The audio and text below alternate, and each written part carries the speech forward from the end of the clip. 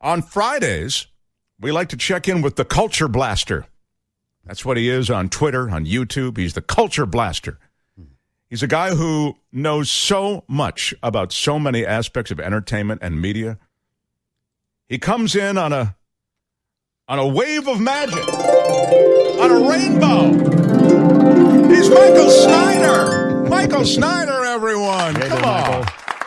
Hey, it's Super Bowl weekend. I'm not a gambling man, unlike some of the people that have been discussed this morning. I will admit to winning a bundle a while ago when I bet that Tom Brady would dump his pregnant girlfriend for a Brazilian supermodel. Oh, my God. I cashed in, guys. I'm sorry. Forgive me if I'm not my usual bubbly self. I cut my finger a short while ago when I was slicing a bagel with my Jewish space laser. And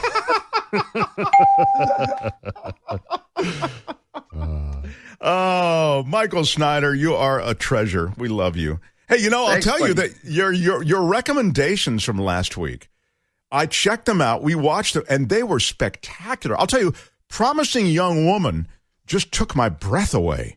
That is a really good movie, the Carey Mulligan film. Oh, yeah. And I recommend it after you recommend it. Then we watched In and of Itself, which is the Derek DelGaudio stage production that they do on film. It's directed by Frank Oz that you also recommended, and that took my breath away. And then there was a third thing that you recommended, and now I can't think of what it was. And that took my breath away. It was The Dig. It was The Dig with Ray Fox. Oh, The Dig. Yeah. The Dig. Yes, I love The Dig also. Really? I mean, I liked it, but I felt like the ending kind of petered out. No? All right. Yeah. Well, come on now, Brett. A very masterpiece theatery. Brett. I don't know. I don't know. Brett has now diverged so much from excellence that I can't take his recommendation seriously anymore. Meanwhile, Mark is getting so verklempt from these movies, he needs an oxygen tank. His breath is gone. Well, maybe Brett's right. I don't know. I felt quite satisfied by The Dig. I enjoyed The Dig immensely. The other movie I recommended, I liked even more, The White Tiger, which I highly... yes, we saw that too, and we liked it. Wow. Michael Snyder, you're absolutely batting 1,000. What do you have? I love The White Tiger too. That White Tiger is like Slumdog Millionaire, but man, with a much more... what would you call it? Darker, or would you call it? Yeah, well, as I said last week, this makes Slumdog Millionaire look like Ernest Goes to Mumbai. That's true. It really is true. So we got to move along, I know, but I just want to let you know, thank you so much. Those were all great recommendations. What do you have for us this week? I wish I had something of that caliber. It's a little more than a week before Valentine's Day, so it's very nice that we have a bunch of new movies about couples and their difficulties that we can watch, enabling us to feel better about our questionable love lives. So let's see what we have here. Okay, Bliss. I love sci-fi, and I'm a sucker for alternate reality scenarios, so Bliss seemed to be an ideal movie for me. And in it, Greg, a sad sack divorced guy played by Owen Wilson, daydreams about a better life for himself in an idealized world, but his lackadaisical attitude towards his office job gets him canned, and maybe things are even worse for him than they initially seem. He meets Isabel, this strange and beautiful street person played by Salma Hayek, and she may have the key to Greg's happiness, his bliss, if you will, since she insists that they're living in a simulation and there's a better world somewhere.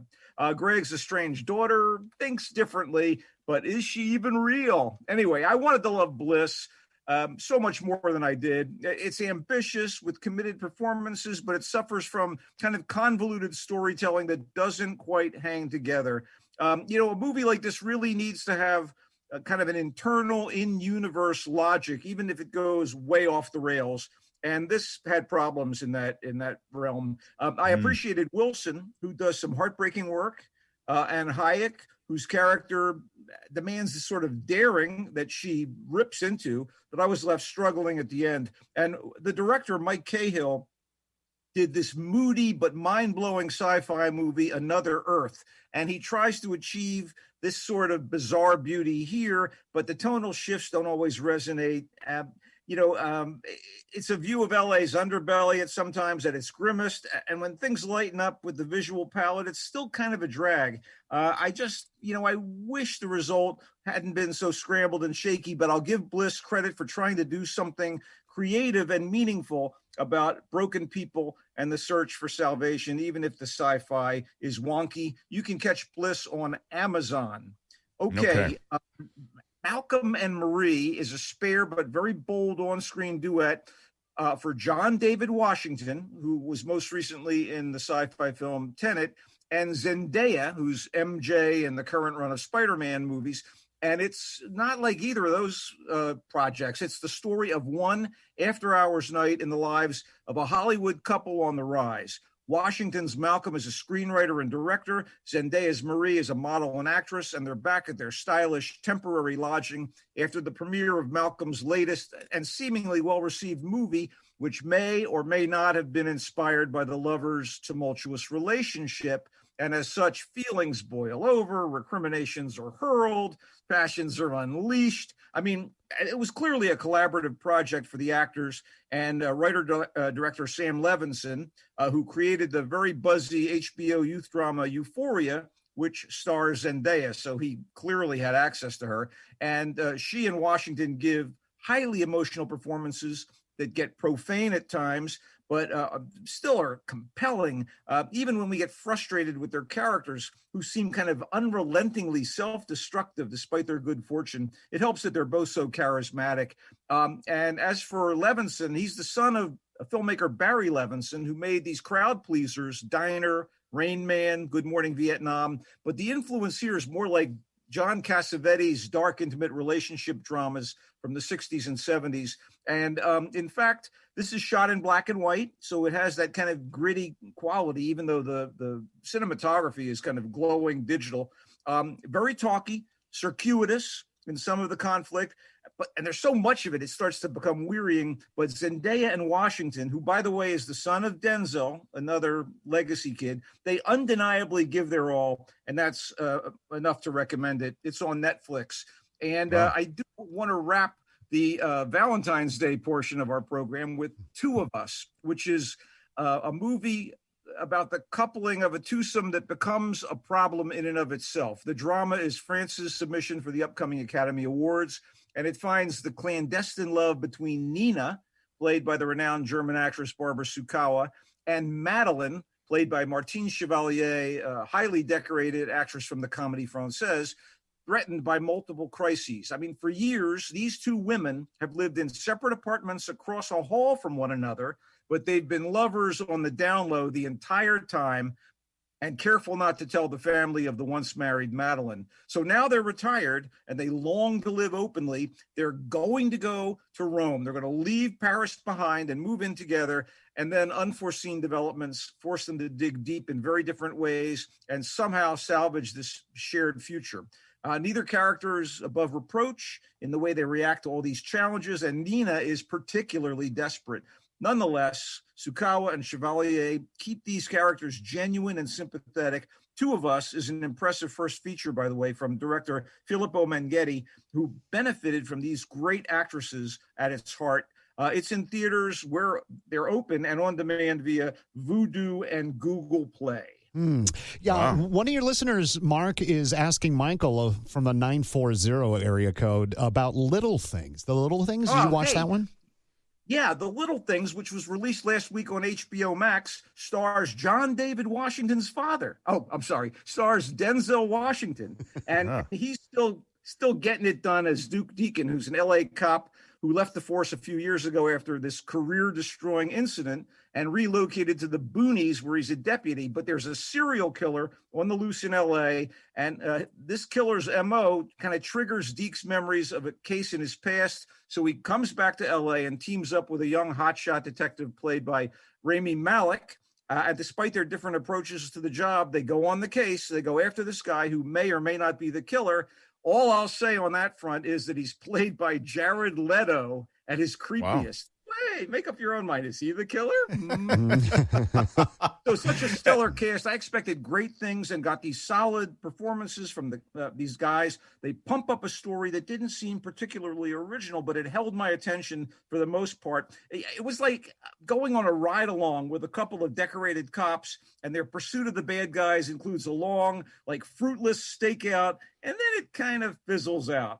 No denying the talent of the cast. And the director-screenwriter, John Lee Hancock, made The Rookie, The Founder, and The Highwayman, all of which were cool and better than this. Wow. This is a film, though, right? This is not a series. This is a movie. No, it's a movie on HBO Max and in theaters. It's called The Little Things. Should have been bigger, right? Okay. Well, Brett, it's your kind of movie. It sounds like it's really good, and then at the ending, it lets you down. And you can, that's you can just cut and paste your normal review. Yeah. Nice. You guys, seriously, a quick note before we bail out here. People like the occasional TV recommendations, I know, so I did want to say that I have been thoroughly enjoying a show called Kim's Convenience on Netflix. And have you heard about this at all? No.